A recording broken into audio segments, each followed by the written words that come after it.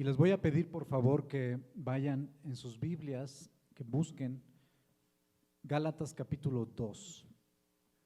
Gálatas capítulo 2. Vamos a estar estudiando los primeros 10 versículos, del 1 al 10. Gálatas 2, 1 a 10. Así, y no voy a pedir que antes de que realmente para que comencemos todos tengamos listos ese pasaje. Gálatas 2, 1 al 10. Así que les voy a dar tiempo para que lo busquen. Gálatas 2, 1, 10. No quiero comenzar sin que nadie tenga a la mano el pasaje. Gálatas 2, 1 al 10. Es un pasaje en el que Pablo nos enseña o nos muestra la necesidad de preservar la integridad del Evangelio, un tema que estaremos viendo alrededor de la carta. Es un tema central, preservar la integridad del Evangelio. Y antes de comenzar, pues quiero platicarles un poquito acerca de, pues, de mi esposa y los que la conocen, algunos que la conocen de cerca, pues tal vez se han dado cuenta que mi esposa tiene un don especial. Y ese don especial es el de lavar los trastes de una forma muy rápida y bien. Y una vez fuimos a visitar a mi cuñada ahí a Dallas, y mi esposa en forma de agradecimiento, pues se ofreció a estarle lavando los trastes cada día mientras estuvimos durmiendo ahí. Y hubo un día que pues mi esposa se levantó, no sé si era en la mañana, no sé si estoy ya dramatizando la historia, pero llegó y encontró a mi cuñada temprano relavando los trastes. Entonces, y mi esposa así de, ¿pero por qué? Entonces, y mi cuñada le dijo, pues es que no puedo imaginar que no estén bien lavados. Entonces necesito volverlo a hacer yo. Entonces, pues, Carla, nos costó trabajo entender, es un absurdo. Pero así de absurdo es cuando nosotros queremos ganarnos nuestra salvación mediante las obras, cuando queremos justificarnos con nuestros propios actos. Es como querer volver a lavar lo que Cristo ya lavó, querer limpiar nuestras vidas cuando ya fueron limpiadas de una vez y para siempre en Jesús. Entonces, en parte es lo que Pablo quiere liberarnos a los cristianos y a los cristianos de Galacia, de esa necesidad de ganarnos nuestra salvación con nuestros actos de justicia. Vamos a orar. Señor, te damos gracias por tu palabra, gracias te damos por tu evangelio, Señor. El evangelio de la gracia que nos otorgaste, Padre eterno, en la vida de Jesús, por el cual nos diste la fe para creer, para ser salvos, Señor, y estar en paz contigo. Gracias porque nos has justificado y como leíamos en tus salmos, Señor, tú nos has librado. Dice aquí, Señor, que nos has librado y no seremos condenados los que en ti confiamos. Y así queremos vivir, Señor, con ese gozo de saber que tú nos has librado de toda condena a todos aquellos que en ti confiamos. Y queremos vivir agradecidos, Señor. Queremos obedecerte y disfrutar de nuestra libertad en ti por mero agradecimiento, Señor. Como un enorme acto de gratitud a ti por quien tú eres, por lo que tú has hecho por nosotros, Señor. Y que te pido que nos sigas librando, Señor, de nuestro viejo yo, de nuestra necesidad de ganarnos tu favor o el favor de los demás, de creernos superiores, Señor, porque hacemos bien las cosas, de creer que somos mejores porque somos muy serviciales, de creer que somos abnegados viniendo a servirte, Señor, y limpiar los pisos y ensuciarnos las rodillas y las manos y creer que valemos más porque hacemos más, Señor. Ayúdanos a disfrutar del descanso que tú has al cual tú nos has llevado, Señor. Un descanso eterno, un descanso en el que podemos deleitarnos, ser felices, ser plenos, Señor. Y sobre todo, donde podemos glorificarte a ti, Señor. Libéranos, Señor, de esos actos de justicia, de nuestra propia justicia, Señor, que solo ensucia lo que tú ya has limpiado, Señor. Te pedimos todo esto en tu nombre poderoso, Jesús, dándote la gloria y las gracias por tu evangelio. Amén. Vamos a leer entonces Gálatas 2, 1 al 10. Voy a leer en voz alta y si quieren pueden acompañarme en la lectura.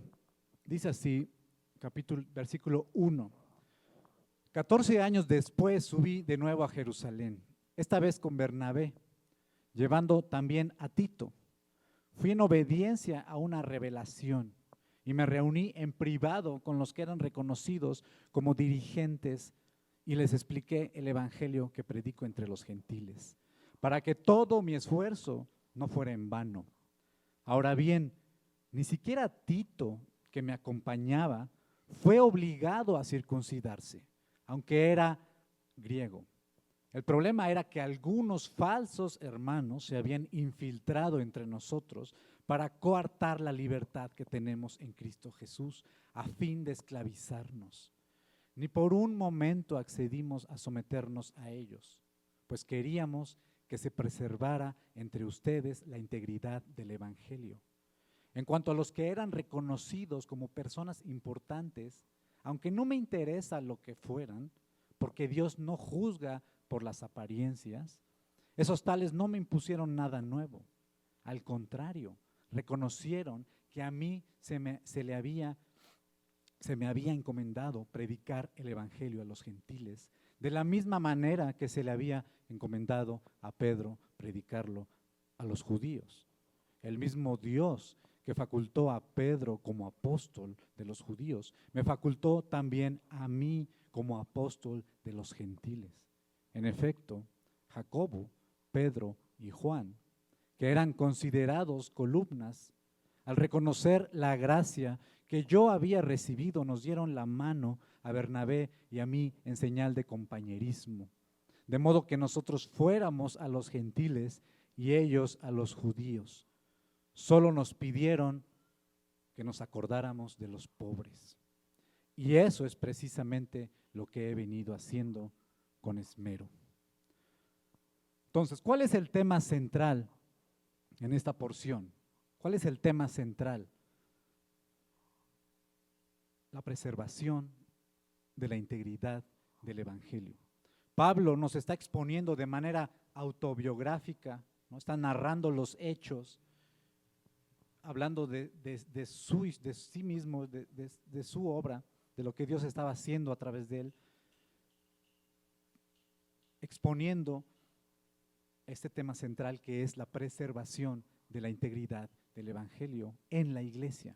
Las iglesias de Galacia sabemos que estaban sufriendo problemas serios. ¿Y cuáles eran esos problemas serios que estaban sufriendo las iglesias de Galacia? División. Se estaban dividiendo por causa de ciertos individuos, o mejor dicho, falsos hermanos, que se habían levantado para atacar la autoridad de Pablo e introducir un falso evangelio, insistiendo. ¿Qué era lo que insistían estos falsos maestros? ¿Alguien se acuerda? La circuncisión. Estaban insistiendo en que los cristianos gentiles debían de participar del rito judío de la circuncisión. ¿Para qué? Para que fueran aceptados en la nueva comunidad de Dios. Sin embargo, esto negaba el evangelio. Y Pablo defiende la integridad de este mensaje en esta carta, argumentando que nadie necesita la circuncisión, ni la observación de otra o cualquier otro ritual de la ley judía para ser justificado y pertenecer a esta nueva creación de Dios, como dice Gálatas 6:15. Porque dice Pablo, la verdad del evangelio declara que nadie es justificado y aceptado en el pueblo de Dios por las obras que demanda la ley, sino solo por la fe en Jesucristo. La libertad y la unidad son tesoros invaluables para cualquier ser humano. La libertad y la unidad son tesoros para cualquiera de nosotros. Todos gozamos de la libertad y disfrutamos la unidad.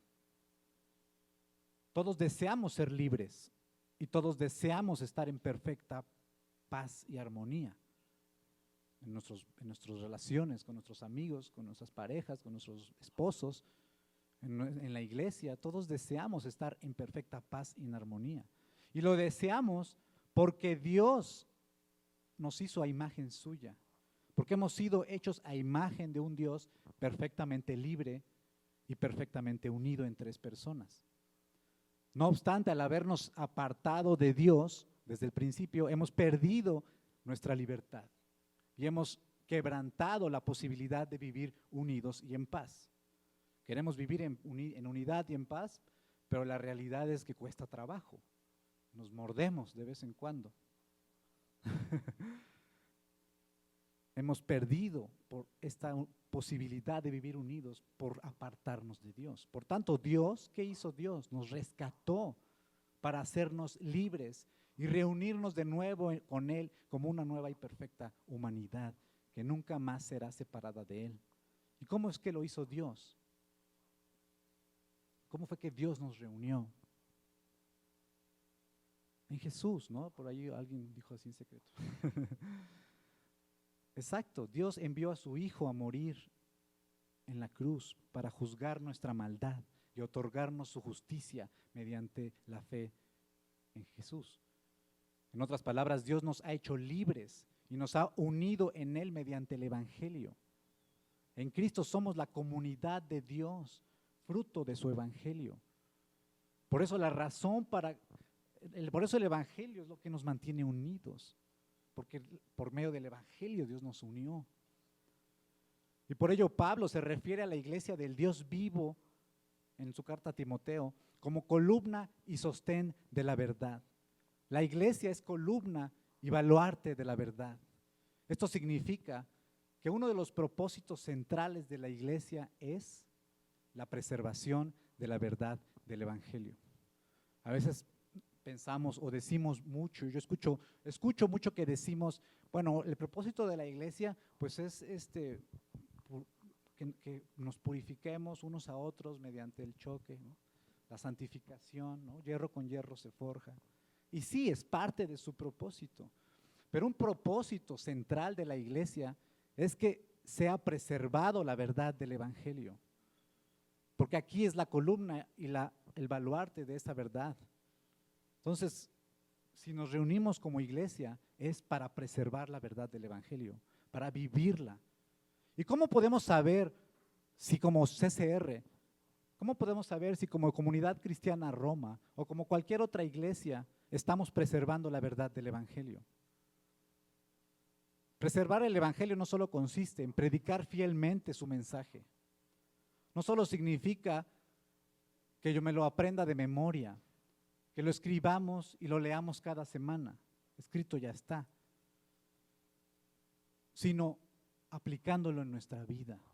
No solo basta con recitarlo o sabérnoslo, sino viviéndolo. Y viviéndolo en cada pensamiento, en cada conversación, en cada actitud, cada acción debe ser transformada en virtud de la persona de Jesús y lo que Él hizo por nosotros, donde ni el libertinaje ni el legalismo tienen cabida.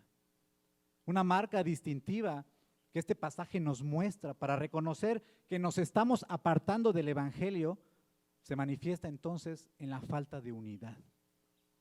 ¿Cómo sabemos si estamos fallando en la preservación del mensaje del Evangelio? En la falta de unidad.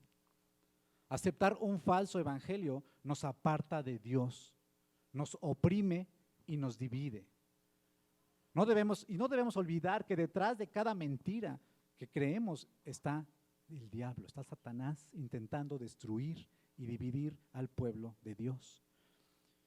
El evangelio ha sido el instrumento, ya lo dije, de Dios para unirnos, para reunirnos. Y es el instrumento por el cual nos mantendremos unidos. La unidad que Cristo ganó por nosotros en el Evangelio hace que tengamos, como dicen unos autores, mucho más en común que un creyente que vive en la selva de Vietnam. Tenemos mucho más en común con un creyente que vive allá a lo lejos, desconocido, que lo que podemos tener con nuestro vecino, compañero o novia que no es creyente. Porque nuestra unidad no depende de nuestras afinidades, no depende de nuestros gustos, nuestras preferencias, depende de Cristo y de lo que Él hizo por nosotros en la cruz. Y por eso es una unidad superior, ¿no? O ulterior que cualquier otra cosa, porque está por encima de nosotros mismos. El apóstol se muestra en esta carta, lo hemos visto, desesperado por las iglesias de Galacia, ya que se están apartando del evangelio. ¿Por causa de qué? Del legalismo de dichos falsos maestros. Por tanto, Pablo está intentando recuperar a estos hermanos hacia la verdad, rogando que preserven la integridad del evangelio, y lo hace reconociendo o pidiendo que ellos reconozcan al menos 3 cosas importantes en estos 10 versículos. Y la primera de ellas quiere que preservemos la integridad del evangelio reconociendo la autoridad del evangelio, conforme a versículos 1 y 2. También quiere que reconozcamos la libertad del evangelio. Y por último, en versículos 3, 5, y por último, en versículos 6 al 10, Pablo quiere que reconozcamos la unidad del evangelio. Y esto es algo, está implícito en el texto. El texto es una narración, está narrando los hechos, pero hay una enseñanza implícita ahí, de la que podemos aprender estas 3 cosas.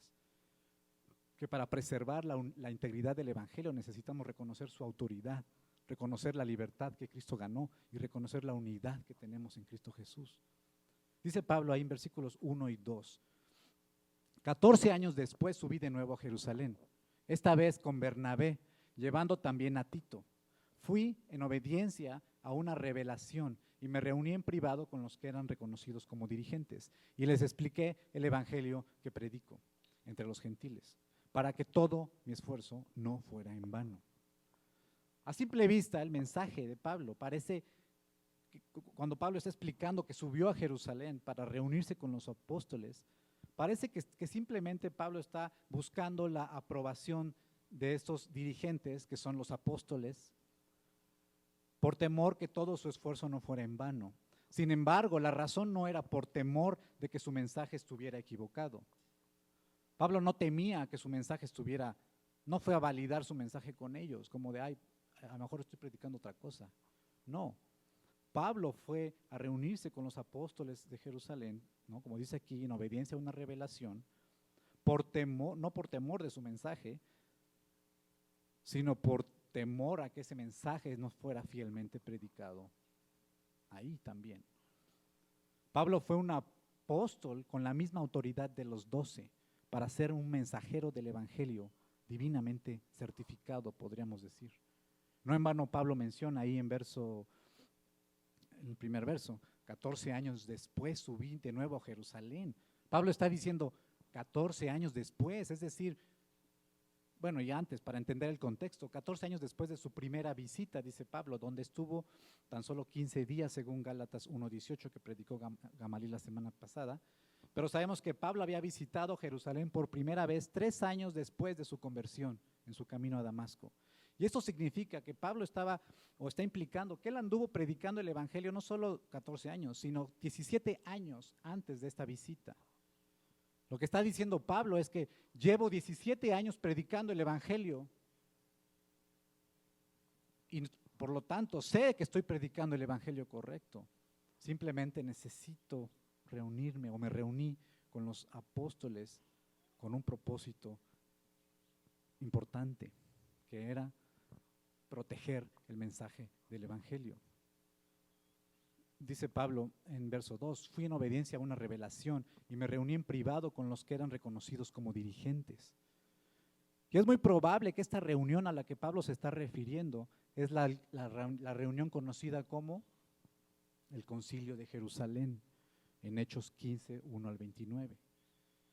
Aquel concilio que tuvo un lugar importantísimo para nosotros como creyentes, porque ahí se dejó claro cuál era el mensaje del evangelio que se predicaría al mundo.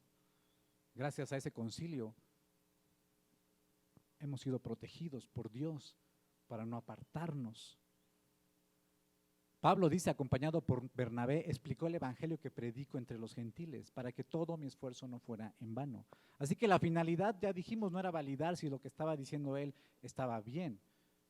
Pablo llevaba 17 años haciéndolo, sino quería poner un candado a la verdad del evangelio, un candado que protegiera ese mensaje de las falsas enseñanzas de falsos hermanos. Pablo relaciona las falsas doctrinas con falsos cristianos. Él está diciendo, alguien que predica un falso evangelio no es cristiano, o no puede ser cristiano, seguramente es un falso cristiano, que insistía en la circuncisión de los gentiles. Pablo quería proteger el mensaje para que su trabajo más bien pudiera seguir dando fruto, para que su trabajo no fuera estorbado por este grupo de personas que insistían en dividir y destruir la obra de Pablo. Divide y vencerás, dice ese famoso dicho, ¿no? Y un dicho de origen romano precisamente, una estrategia romana para conquistar los reinos. Divide y vencerás. El evangelio dice lo contrario. Pablo necesitaba asegurarse que también los apóstoles de Jerusalén estuvieran siendo fieles a este evangelio, y lo haría buscando la unidad, para proteger la integridad del mensaje de una forma conjunta. La voz de los apóstoles en Jerusalén era sumamente importante, pues ellos gozaban el reconocimiento de ser los apóstoles originales. Pablo usa, y es muy interesante que Pablo usa la palabra reconocimiento, reconocidos, ahí en ese texto, al menos 4 veces. Y lo hace hasta con un tono sarcástico, porque seguramente era lo que decían los falsos maestros. Tú no eres reconocido, los apóstoles reconocidos son los 12. Y él en este tono incluso sarcástico podría estar apuntando y usando este mensaje, esta palabra. Pero también lo que quiere Pablo es dejar claro que su autoridad y su mensaje debía ser reconocido por las iglesias de Galacia, tal como había sido reconocido por los apóstoles originales a ser un mensaje de Dios. Pablo está dejando implícito en esta porción que el evangelio está por encima de nosotros mismos y que debemos preservar su verdad, comenzando por reconocer la autoridad divina del evangelio. Aun cuando nuestros ojos no nos alcancen para reconocer esa autoridad, es nuestra autoridad, porque es autoridad divina.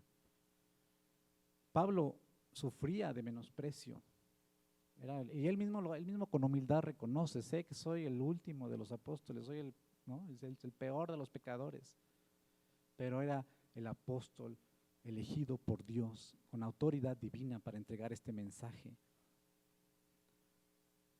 Para nosotros, como para los Gálatas, puede ser difícil a veces distinguir entre y lo platicamos esta mañana, entre la autoridad moral de un hermano en la fe y la autoridad del evangelio.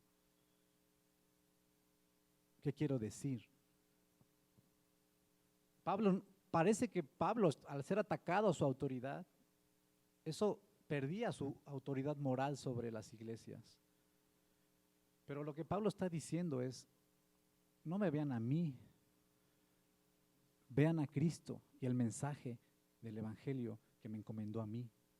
Y aunque yo no sea una autoridad moral para ustedes, por mi apariencia, por lo que puedan decir de mí, el evangelio es autoridad moral para ustedes, para todos, porque es un mensaje de Dios.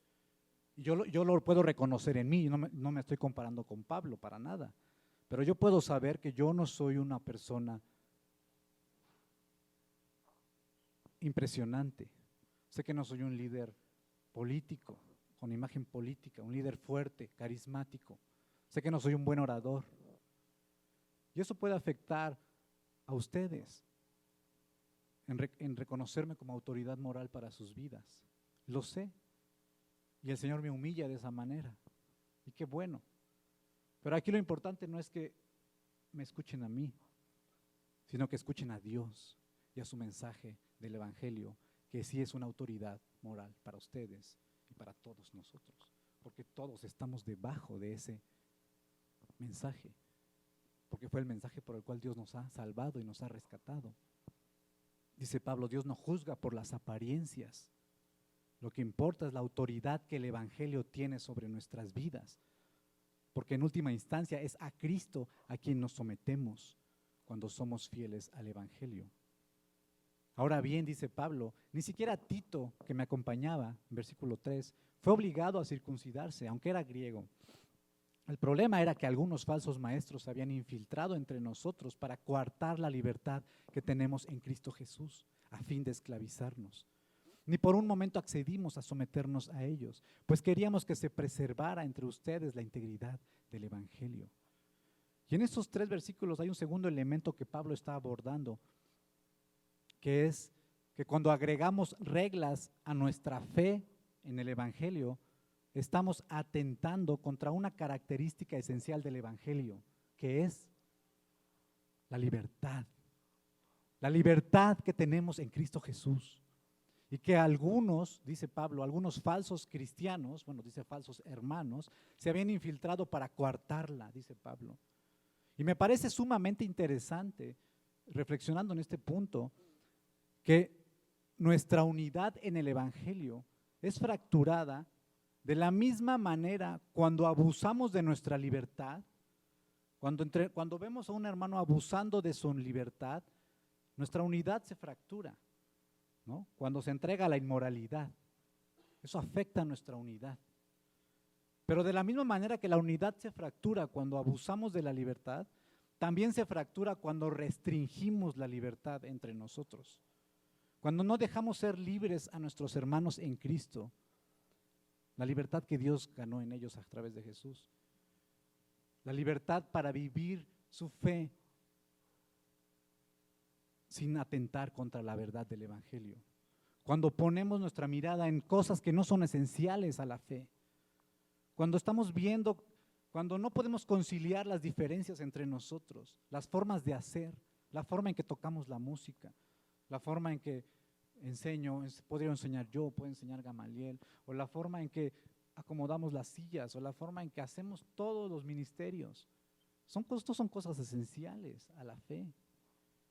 Pero cuando ponemos nuestros ojos en cosas externas y las elevamos a un nivel esencial, estamos agregando reglas a la fe y estamos aventando cargas a los hermanos que no podemos nosotros ni soportar a veces. Estamos demandando una perfección que Cristo no está demandando de nosotros, porque Cristo ya nos hizo libres, ya somos libres en Cristo. No tenemos que estar aventándonos cargas y señalándonos los errores y diciendo es que así se deben hacer las cosas porque así aprendí yo, porque en mi iglesia anterior así se hacía el ministerio, y decir ahora se debe hacer así y estar fracturando la unidad. O no debes vestirte de esa forma porque pues eso no está bien, ¿no? Así no, porque a mí me enseñaron que así no se debe vestir. O porque así, en fin, tantas cosas que podemos estar diciendo. Y esto denota una cosa clara, es que tenemos un fariseo por dentro. Y que el peligro realmente en las iglesias no necesariamente es la inmoralidad. Yo creo que una de las debilidades de las iglesias, o mayormente la debilidad de las iglesias, no va a estar en la inmoralidad. Sí habemos de nosotros que somos medio laxos, ¿no? Pero uno de los conflictos más constantes en la iglesia cristiana es el legalismo. Y fue lo que le pasó al pueblo judío. No entendió su propósito y vio las reglas como un modo de justificarse y de salvarse. Y eso Pablo nos quiere cuidar a nosotros de lo mismo, de no vivir por las reglas y creer que las reglas son necesarias para la salvación, porque así me lo enseñaron, o así lo aprendí, o porque me siento mejor haciéndolo así. No, Pablo quiere recordarnos que ya somos libres. Dice, ahora bien, ni siquiera Tito, que me acompañaba, fue obligado a circuncidarse. Tito era griego, y Tito era, Pablo, aguanta que yo agarro a este hombre como si fuera Tito y lo traigo aquí al frente y les digo, miren, esta es la prueba de carne y hueso, de que nadie necesita una regla externa al evangelio para salvación.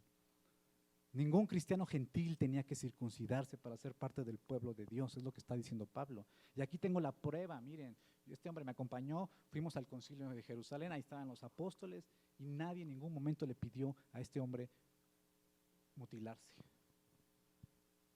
Porque no, eso no dice el Evangelio. Entonces, ¿por qué nosotros vamos a hacer lo mismo? ¿No? En la iglesia predominan los religiosos, predominamos los religiosos. Eso tenemos que reconocerlo. Predominamos los religiosos. Por eso el mundo nos hace así como fuchi, ¿no? O sea, es como, ay, porque comunicamos que la fe se basa en reglas. Y no debes, no puedes, no esto, no aquello, no el otro. Y vestidos con nuestros trajes de justicia, pero lidiando con los mismos pecados que ellos. Y ellos, claro, pues ante unos ojos así somos hipócritas. Pues sí, y sí lo somos muchas veces. Pero Pablo quiere que nos arrepintamos de ese corazón religioso, de esa hipocresía, y que nos enfoquemos en su evangelio, que nos enfoquemos en vivir esa libertad con gozo, con alegría, descansando en la justicia que tenemos en Jesús. Y honrando al Señor Jesús por quien es y por lo que Él puede hacer a través de nosotros, pero no porque nosotros colaboremos con alguna obra de obediencia. Entonces no pongamos cargas, hermanos, como dice Pablo, a fin de esclavizarnos. El Evangelio da libertad y nos ha hecho libres de las reglas, nos ha hecho libres de nuestro desempeño, de querer trabajar duro para quedar bien. Nos ha hecho descansar en los méritos de Jesús. El Señor nos ha hecho descansar en los méritos de Cristo. Nos ha dado una libertad, pues, cultural, ¿no? No tenemos que ajustarnos a ningún estándar para ser aceptados ante Dios. Y nos ha hecho libres moralmente también. Nos ha librado de la culpa. A los que verdaderamente creen en el Señor Jesús, Dios los ha liberado de la culpa. No hay culpa. Entonces, ¿por qué estar culpando a los hermanos? ¿O por qué estar ansioso con sentimientos de culpa? Si Cristo pagó nuestra culpa. Nuestra paz, nuestro descansa en los méritos de Cristo. Ahí está nuestra paz. ¿Por qué estamos ansiosos? ¿No? Hoy en día la palabra ansiedad se ha vuelto, digo, y no estoy criticando, simplemente escucho mucho problemas de ansiedad. Yo mismo he sufrido ansiedad. ¿Y por qué? ¿Por qué sufro ansiedad? No estoy en paz conmigo mismo. Porque no estoy descansando en la libertad que Cristo ganó por mí. Porque no estoy disfrutando de ese día de reposo eterno al que Dios ya me llevó. Dice Pablo, ni por un momento nos accedimos a someternos a ellos, a esos que nos querían esclavizar, pues queríamos que se preservara entre ustedes la integridad del Evangelio. Y a esto voy. Nosotros como predicadores a veces predicamos y podemos llenarlos de cargas a ustedes y saliendo ustedes sintiéndose culpables. Y eso no está enseñando el Evangelio. Nosotros no debemos estarnos echando culpas y haciéndonos sentir culpables. Y si alguien de nosotros lo está haciendo sentir culpable, repréndanlo, repréndanme, o reprendámonos entre nosotros. Oye, ¿por qué me echas cargas? ¿Por qué me echas culpas que yo no tengo por qué estar llevando? Si a mí Cristo ya me justificó. Debemos llevarnos a la libertad que tenemos en Cristo, a la adoración de Jesús, evitando coartar de ninguna manera esa libertad que tenemos en Cristo. Y eso va a traer gozo entre nosotros, hermanos. Qué bello escenario, es una utopía de sociedad esto, un escenario así, donde nadie se condena, nadie se juzga, sino nos animamos en amor a la verdad. En lugar de echarnos cargas, ¿no? Yo veo a mi hermano entrar, ¿no? A veces hasta con enyesado el pie, y todavía llego y le doy mi mochila, toma, llévatela por mí, ¿no? En lugar de liberarlo y decirle, mira, ven, yo te ayudo, pues, ponerle el brazo en señal de unidad, de compañerismo. Sí, te equivocaste, no te preocupes, somos libres en Cristo, Cristo te perdona, yo te perdono, vente. No, queremos echar cargas a los demás. ¿Por qué? ¿Por qué queremos hacer eso? Porque nos hace quedar mejor a nosotros, una vez más lo digo. Nos gusta ver a los hermanos en una condición miserable, porque eso nos hace ver a nosotros mejores. Por eso yo culpo a los demás, por eso critico a los demás, porque yo me vuelvo superior, me enseñoreo de él. Y no, nuestro único Señor es Jesús. Dice Pablo, continúa diciendo, en cuanto a los que eran reconocidos, ya porque me estoy alargando, en cuanto a los que eran reconocidos como personas importantes, dice Pablo en verso 6, aunque no me interesa lo que fueran, porque Dios no juzga por las apariencias, esos tales no me impusieron nada nuevo. Y se refiere a los apóstoles, y no es despectivo Pablo, simplemente Pablo quiere dar a entender que Dios no juzga por las apariencias y que la unidad y que el evangelio está por encima de estos títulos. Al contrario, dice, reconocieron que a mí se me había encomendado predicar el evangelio a los gentiles, de la misma manera que se le había encomendado a Pedro predicarlo a los judíos. Dice, el mismo Dios que facultó en verso 8 a Pedro como apóstol de los judíos, me facultó también a mí como apóstol de los gentiles. Dice en verso 9, en efecto, Jacobo, Pedro y Juan, que eran considerados columnas, al reconocer la gracia que yo había recibido, nos dieron la mano a Bernabé y a mí en señal de compañerismo, de modo que nosotros fuéramos a los gentiles y ellos a los judíos. Solo nos pidieron una cosa, voy a decir, solo nos pidieron, versículo 10, que nos acordáramos de los pobres, y eso es precisamente lo que hemos venido haciendo con esmero. ¿En qué se está enfocando Pablo aquí? En la unidad del evangelio, en la unidad que el evangelio de Jesús ha logrado para nosotros. Una unidad en la que podemos reconocer que no hay diferencias entre nosotros, que todos somos bienvenidos a la fe, a Cristo Jesús por la fe en Él. No hay diferencias por apariencia o por función o por llamado. Dios nos ha puesto aquí a todos por igual por el mensaje del evangelio. Pablo está diciendo que la unidad que tenemos en Cristo nos ayuda a reconocer que cada uno de nosotros tiene diferentes funciones, como los apóstoles tenían diferentes funciones. Unos predicar a los gentiles y otros predicar a los judíos, pero eso no significaba que estaban en competencia, eso no significaba que uno valía más que otro o que uno era más apóstol que otro, no, sino que cada uno tenía una función diferente por la unidad que se tienen en Cristo y que podían hacerlo en diferentes contextos, de formas distintas,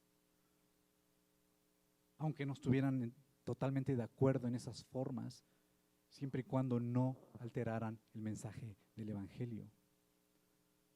Nosotros podemos tender a sobreponer nuestras preferencias, incluso doctrinales, que son secundarias a la fe, como verdades esenciales. Nosotros podemos insistir en la predestinación, nosotros podemos insistir en el milenio, nosotros podemos insistir en el bautismo como verdades esenciales de la fe. Y hay que saber distinguir cuándo las diferencias son secundarias, cuándo se puede convivir con esas diferencias sin alterar la verdad del evangelio. Tenemos que ser sensibles a decir, esto es el evangelio y estos son doctrinas secundarias, y no imponerlas como verdades esenciales, porque eso fractura la unidad de la iglesia. Tenemos el peligro de o rebajar el mensaje del evangelio o agregarle al mensaje del evangelio. Y esto por nuestro contexto, ¿no? Tenemos que centrarnos en el evangelio únicamente, hermano, ni más ni menos, ni agregarle ni quitarle.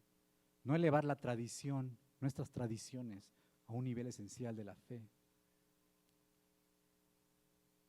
Y por último, Pablo dice, la unidad del evangelio, la unidad que Cristo ha logrado, nos lleva a extendernos las manos en el ministerio. Dicen, como dice aquí, nos dieron la mano a Bernabé y a mí en señal de compañerismo. Lo que realmente debe estar pasando entre nosotros, si creemos un evangelio real y verdadero, es que nos vamos a extender las manos para ayudarnos en todos sentidos. En lugar de estarnos quitándonos las coronas que Cristo nos ha dado y aventándolas al suelo, estamos dándonos la mano para que juntos llevemos esas coronas a los pies de Jesús. Y una de las formas en que le dicen a Pablo, si algo sí te pido que hagas, es que te acuerdes de los pobres. Y esto es una señal de este mismo compañerismo. Es una forma de extendernos la mano y ayudarnos en todos sentidos, incluyendo económicamente. Entonces, en lugar de estar pensando que no te gusta la forma en que se hacen estas cosas, preocúpate por los pobres y comienza por los necesitados de la iglesia. Preocúpate por impulsar a los hermanos a crecer. Preocúpate por exaltar a los humildes como Cristo los ha exaltado. Hermanos, el cristianismo no se basa en el cumplimiento de reglas, sino se basa en una relación con Jesús. Queremos reglas, queremos que nos digan, no hagas esto, no hagas aquello, no hagas el otro. ¿Puedo ver esta película? ¿Puedo leer este libro? ¿Puedo hacer aquello? ¿Puedo ponerme este pantalón? ¿Puedo ponerme esta falda? Queremos que nos digan esas formas de hacer las cosas, pero de eso no se trata la fe cristiana. La fe cristiana se trata de una relación con Cristo, de conocerlo a Él. A mí nadie me tiene que decir, Carla no me tiene que, cuando Carla y yo nos casamos, Carla no tuvo que darme una lista de todo lo que yo tenía que hacer para vivir en mi matrimonio. Carla no me hizo eso, no me dijo, bueno, ok, ya te casaste conmigo, David, ok, pues número 1, necesito que te levantes a las 7 de la mañana, que tiendas la cama, que laves los trastes, ¿no? Y cuando tengamos hijos, que cuides a Pedro 2 horas a la semana, que me prepares el café con una cucharada de azúcar. Carla no me dijo nada de eso. He aprendido lo que necesita al conocerla, al entregarme a ella completamente. ¿Qué es lo que Cristo está pidiendo de nosotros? Que nos entreguemos a Cristo, que le conozcamos. Y eso, para eso está su palabra. Aquí Él nos dio su palabra. Y aquí es donde entablamos un diálogo real con Él. Oramos y Él nos habla en su palabra. Oramos y Él nos habla en su palabra. Es un diálogo, es una relación. Nuestra vida no se va a resolver diciéndote lo que tienes que hacer. Tú tienes que, bueno, te estoy diciendo lo que tienes que hacer. Tú debes acercarte al Señor y tener una relación con Él. Hermanos, debemos preservar esta integridad del Evangelio, reconociendo que está por encima de nosotros, reconociendo la libertad que tenemos en Cristo y reconociendo la unidad que Cristo consiguió por nosotros. Así que con eso quiero terminar, animándote a que te relaciones con Cristo, a que le busques en oración y en su palabra, a que hables de Él a los demás, a que se te llene la boca de su gloria. Número 2, quiero pedirte que dejes de agregar cargas a los hermanos que ni tú puedes cargar. Deja de pedir perfección en los demás, porque de ese juicio Cristo ya nos libró. No tires las coronas de tus hermanos. Promueve la libertad que tenemos, no libertinaje, la libertad que tenemos en Cristo. Renuncia a tus preferencias, renuncia a tus tradiciones, renuncia a tus estructuras para vivir la fe. Es que una iglesia debe tener grupos de discipulado, ¿no? Es que una iglesia debe tener, ¿no? Es que una iglesia debe tener esto y el otro. Es que la enseñanza debe ser de esta forma. Pues es que, ¿no? Estamos agregando tradiciones. Y no estoy diciendo que no seamos críticos, sí queremos escuchar, sí queremos crecer, pero no hay que confundir el nivel de la tradición con la esencia del Evangelio. Y te pido que desarrolles un espíritu de gracia y de compañerismo, que seamos más entusiastas entre nosotros, animándonos a que crezcamos, ¿no? En lugar de estarnos señalando y destruyéndonos y poniéndonos el pie, con entusiasmo, promoviendo esta unidad, para que este evangelio sea llevado hasta los confines de la tierra. Y expresa tu unidad viendo por las necesidades de otros, tal como Cristo lo hizo en la cruz por nosotros, preocupándote por los pobres. Y por último, que te rindas a los pies de Jesús, entregando tus coronas a Él, porque solo a Él les pertenece toda la gloria. Todo lo bueno que podemos hacer es por su gracia y es para su gloria. No te guardes, ¿no?, tu porción, no apartes una porción de gloria para ti. Entrégale al Señor tus coronas, porque Él es digno de nuestras vidas. Vamos a orar. Señor, gracias por tu palabra, gracias por tu evangelio.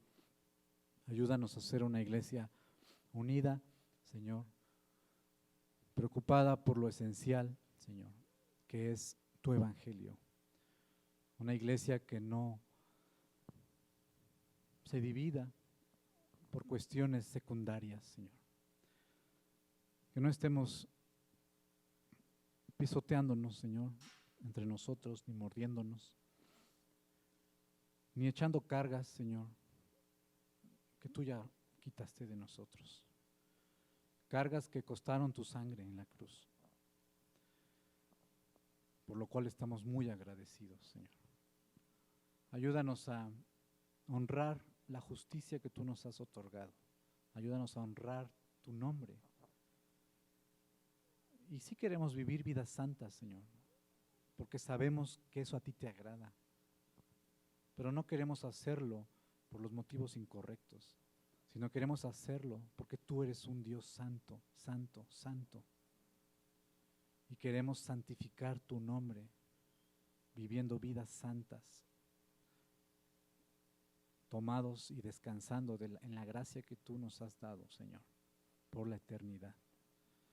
Ayúdanos a ser fieles en este mensaje precioso, Señor, para que el mundo no vea a una bola de religiosos haciendo ritos extraños y cumpliendo reglas raras, sino vea a un grupo redimido, un grupo de personas redimidos, que son libres, que viven en paz y en unidad, que se ayudan mutuamente, que se apoyan, que se levantan, que se animan, que se gozan de los éxitos de otros. Ayúdanos a ser una iglesia brillante, Señor, no por nuestros esfuerzos, sino por tu gracia. Ayúdanos a poner esos ojos en ti siempre. Te lo pedimos en tu nombre, amado Jesús. Amén.